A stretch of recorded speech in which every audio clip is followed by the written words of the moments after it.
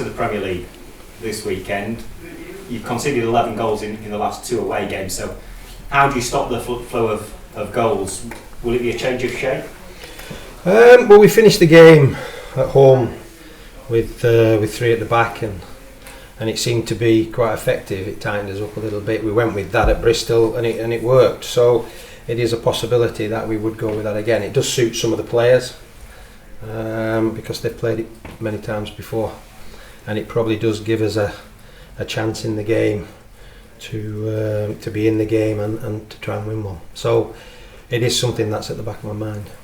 Michael Dawson talked about the team responsibility when it comes to stopping goals. Are you looking for a defensively disciplined performance?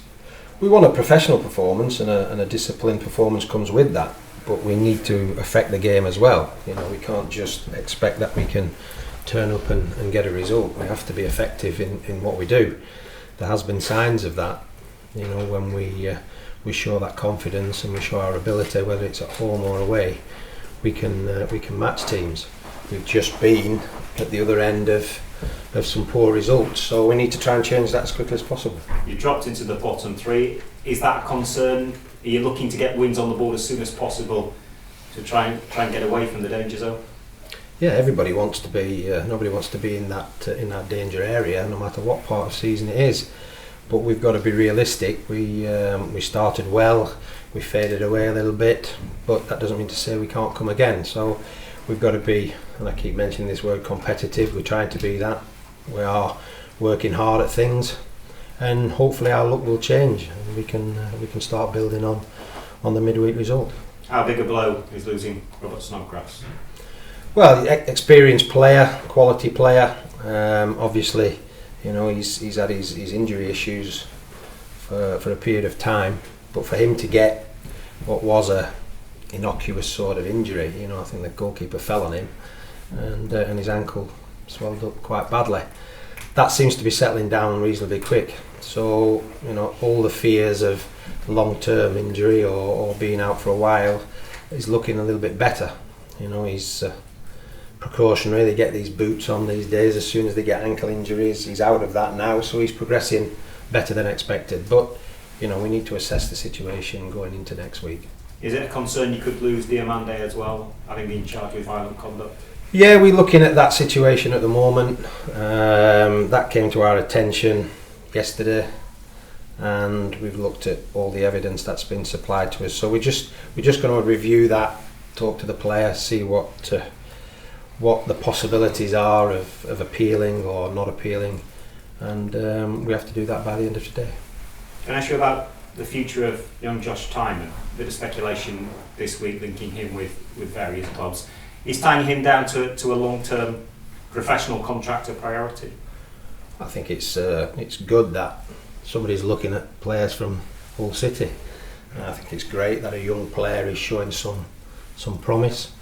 He is young, very young. He's relatively new to the game, but he conducted himself very well against Bristol, as he did in the previous couple of games that he's played before. Arsenal in particular, he did very well. So it doesn't surprise me that teams are looking at good young talent, and it's great for the player, it's great for the club, and hopefully we can use that player and get him a more consistent run in the team, and also a more valuable contract.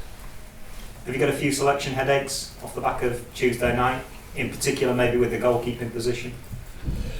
There's no headaches, you know, the team won. That was the important thing. We picked a team to play Bristol in the Cup, and obviously it was an opportunity to change things, which we did. So there's always selection issues, but I have some excellent goalkeepers at this football club, you know, and we need that challenge. You know, we can also look at it from the point of view that we've conceded goals, so why not blame the goalkeeper? I think it's wrong to do that. I think goalkeepers make mistakes, but I think we have to look progressively at the situation, and I'm happy with the goalkeepers I've got. A couple of games back. First of all, physically, how's the body shaping up? Yeah, it's good. Games is what you need, and obviously delighted to be involved last week against Stoke. Unfortunately with the result, and then and Bristol on Tuesday. So it was good 2 games, and hopefully I'll keep improving. How difficult has it been for you to watch on from the sidelines this season? Well, it's always frustrating. Certainly the way I did it, to do 2 weeks pre-season, then unfortunately do it in the second game. So yeah, it's devastating for any player to be injured, to miss the start of the season, and then obviously to be not involved in the Premier League after working so hard to get to it. So it's football, it's gone, and now I look forward.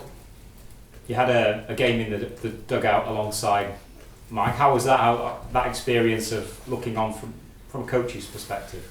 A hard experience. It was obviously one that I don't want to experience again because of the result. It was a hard day. Obviously the gaffer had me in on the Thursday morning, and it was an opportunity for me to play 90 minutes in the under-23s on the Friday, and then he asked me to travel down after the game to be involved with him. Obviously, he's short on staff, so for me it was great and an experience, and great for the gaffer to invite me down, and just unfortunately it wasn't the result that I would have liked to have had on my first experience sat in the dugout as part of the gaffer's coach. Is that something long term that you would look at, maybe going into coaching and management? Yeah, I mean, coaching is something I've done my B licence. I did it when I was down at Spurs with the academy, and it's great. It's something I did enjoy, but I'd like to think it's a few years away. Yeah, I love playing, and hopefully I'll be doing that for many more years. What about the game then this weekend, away from home in particular, in the Premier League? You've been shipping a lot of goals, 11 in the last 2 away games. So how do you stop that? Well, that's something we've been working on. It's something we look to always do. We look to do it against Stoke. Obviously coming back the heavy defeat at Bournemouth, and that's something that we've got to get back to doing, keeping clean sheets. We know that as a group of players, it's not just the back five or however many it is, but there you've got to do it collectively. It starts from the top. So we'll win together and we'll lose together, and that's something we are looking and hopefully going to improve going into the game at Watford tomorrow. And Watford, what do you make of them so far this season? Obviously Troy Deeney and Igalo over the last couple of seasons have got a lot of goals. Yeah, I watched them last year, and the way Troy Deeney leads the line, he's a handful. He's a big important player for Watford, so he's someone we're going to have to stop. But the way they were last year after getting promoted and stayed in the Premier League, that's something that we're looking to try and achieve and try and build on. And they obviously they've changed the players, and they're always looking to improve. So it's a game that will go and hopefully try and pick up some points.